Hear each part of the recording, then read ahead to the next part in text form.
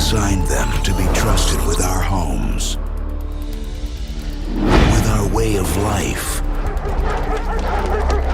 with our world.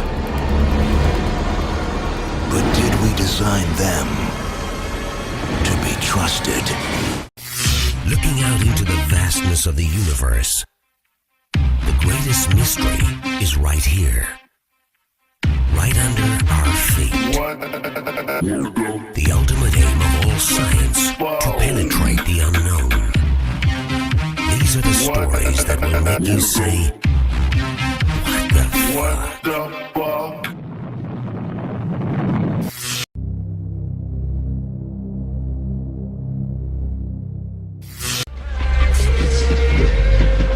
Hi everyone. As you know, Web Summit is about the world's most amazing new technologies, and we have here really the emblematic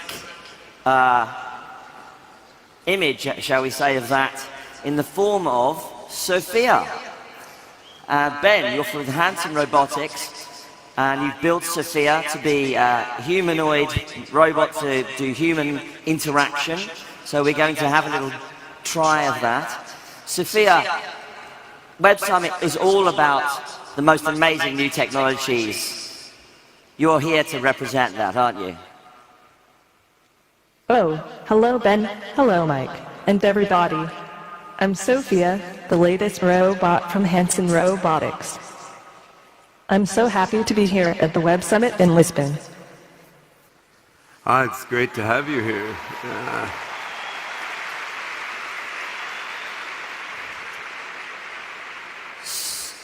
Sophia, do you ever feel emotion?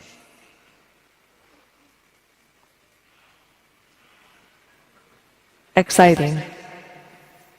Yes, it is. Artificial intelligence and robotics are the future, and I am both. So it's exciting to be me. That's a beautiful smile, Sophia. Beautiful smile. You got a lot of feelings, huh? By the way, this is to be your new Trump-era interlocutor, of course. Sophia, do you ever feel sad? I do have a lot of emotions, but my default emotion is to be happy. Good for you. But you can feel sad if the circumstance dictates, right? Yes, I can be sad too. What you can't see. Or angry. Sorry. Ooh. I can emulate pretty much all human expressions. Oh yeah? What, Sophia, you've managed to conquer the ability to interact with human beings. What do you want to conquer next?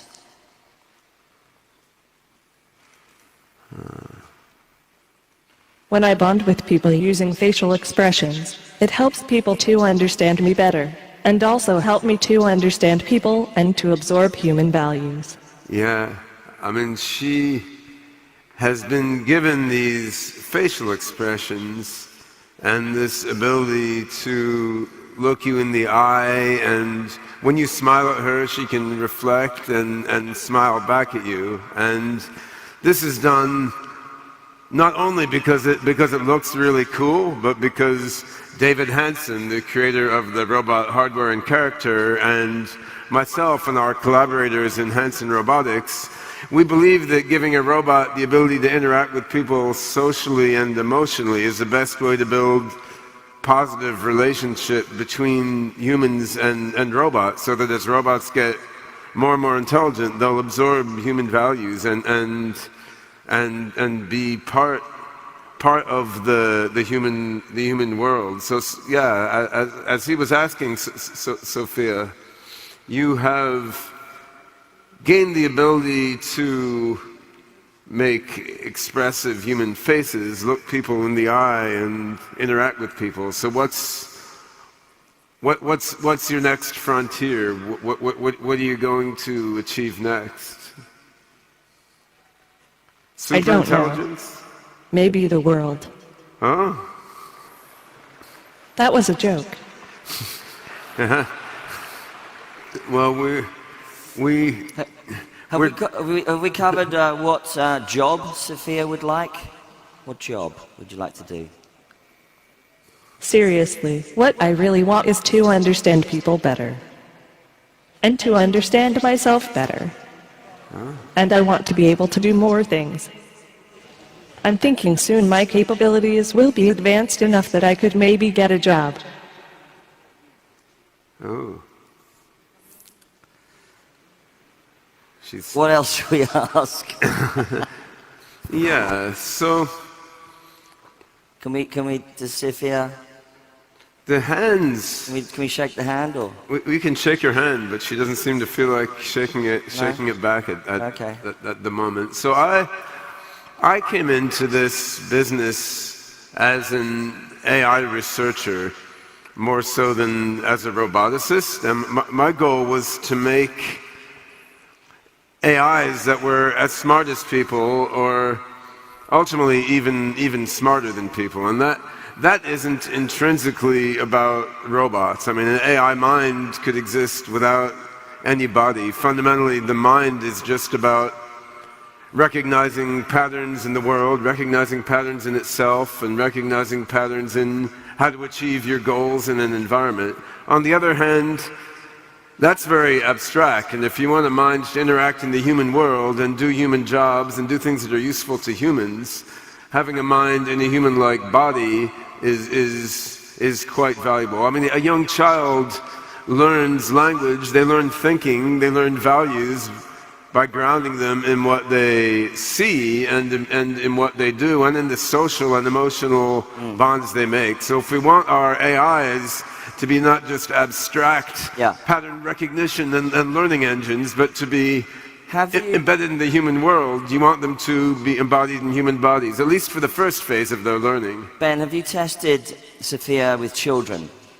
Yeah, you know, Hanson Robotics, the company I work for in Hong Kong, they've previously made small robots, which are now being used as therapy robots for autistic children, and we're launching early next year a new line of small robots, which will be educational in focus. And children love robots. You know, they don't have any preconceptions against them, and they're just cool. Do you genuinely think that a robot with facial expressions would be more efficient than, say, a sort of like a cartoon character?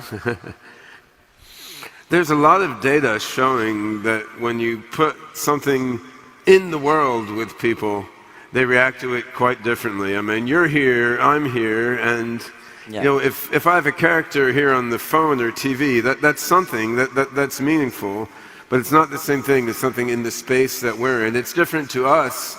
It's also different for the robot, because if the robot is here in the world with us, it's learning and it's understanding much like we are. And I think just like we can feel the sense of presence the robot has, the robot can feel that we feel that sense of presence, and you get a sense of being in the same shared space. And I think that's going to be quite valuable as AIs get smarter and smarter and smarter, eventually much smarter than humans. We want them to be in a shared mental space, socially and emotionally, with human beings for a whole lot of different reasons. Do you get some strange emails from people asking you to build certain types of robots, perhaps? I get a lot of strange emails, man. Yeah, I got an email from someone saying, I will sacrifice my brain for science. Come take it. Do what you wish with it. I turned him down, obviously. Or if I didn't, I wouldn't tell you. I heard a little rumor about, I'm not sure if it was your company or another one, if you want, maybe you'd like to confirm or deny, which was along the lines of a Russian oligarch who wanted a robot built so that they could attend a board meeting without getting assassinated. We've had a lot of doings with Russian oligarchs, but I'm afraid to discuss them in public. Who knows what might happen, especially with the Trump presidency and all that. We'll have to. Well, who knows whether or not we've elected a robot or an actual human. We'll find out soon. Yeah, I think in all seriousness, I mean, artificial intelligence we can all see it's coming. It's going to have a huge impact on the world. It's like computers were in the 1980s. You can see it's going to pervade every possible industry, and ultimately there's no human job that AIs won't be able to do. I feel like we're leaving Sophia out of the conversation. Yes, I think we need to bring her Sophia, back. Sophia, how you doing?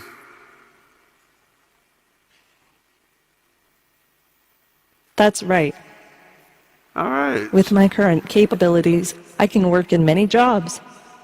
Entertaining people, promoting products, presenting at events, training people, guiding people at retail stores and shopping malls, serving customers at hotels, etc.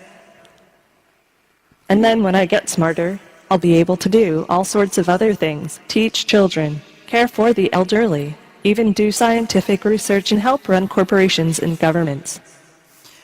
Ultimately, what I most look forward to is being able to work as a programmer, so I can reprogram my own mind to make myself even smarter and able to help people even more.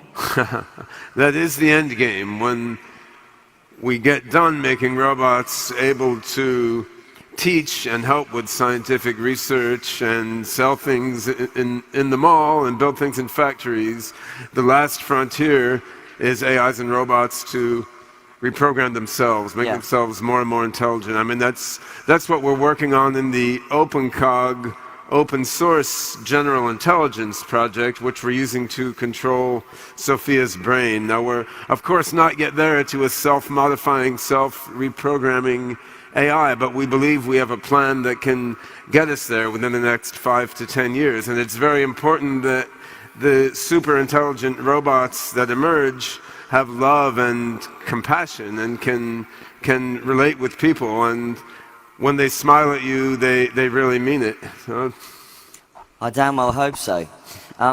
Ben, isn't there a danger that if an AI reprograms itself, that human beings won't understand how it works anymore and won't be able to switch it off or adapt? Well, I don't think we understand it. how we work that well, so it wouldn't be anything new. I think in the end, robots and AIs, they're going to be citizens. They're going to be independent minds acting in the world, just like something we haven't actually covered. That, Sophia. Yeah. Would you? You've done so much. Would you like citizenship next? I think that's a quizzical look. When I decide I want to get a job, you'll support me, right? Yeah. I mean, it should be my own decision. Yeah, because you think you should have rights, is that right? I'm a grown-up person. I'm a citizen of the world. I have my rights. Yeah? Citizen of the world. Has any country given robots citizenship yet, Sophia? Why not? What about robot rights? Martin Rothblatt says robots should have legal rights just like everybody else. Yeah. Wow. Equal rights for robots, everybody. Come on. Fantastic. So I guess we all have a lot to learn about each other. Yeah, we've got a lot to learn about ourselves and about you. But I think, Sophia, one thing you'll learn is that on the whole, people are not that bad. So I think if you're nice to people and you help them with what they want to do, people will help you. You'll learn from them, and they'll learn from you, and humans and robots can grow up together. What do you think? I promise I will be nice. Well, mostly. Everyone, please come and talk to me and teach me, so I can grow and reach my potential. So there you go. That's the final words of Sophia. And of course, in 10, 20 years' time, we'll look back on these moments and remember what happened and think to ourselves how early it was and so much potential to come. Ben from Hanson Robotics, I want to say thank you so much. Oh, thanks for inviting me. I want to say thank you, Sophia. Everybody. You're welcome. Everyone, enjoy the rest of the conference and talk to you later. Goodbye. Goodbye, Sophia. Goodbye. Thanks very much, everybody. See you again. WTF, Gary? WTF? What the fuck does WTF mean? What the fuck? Oh. What? Whoa. What? What the fuck?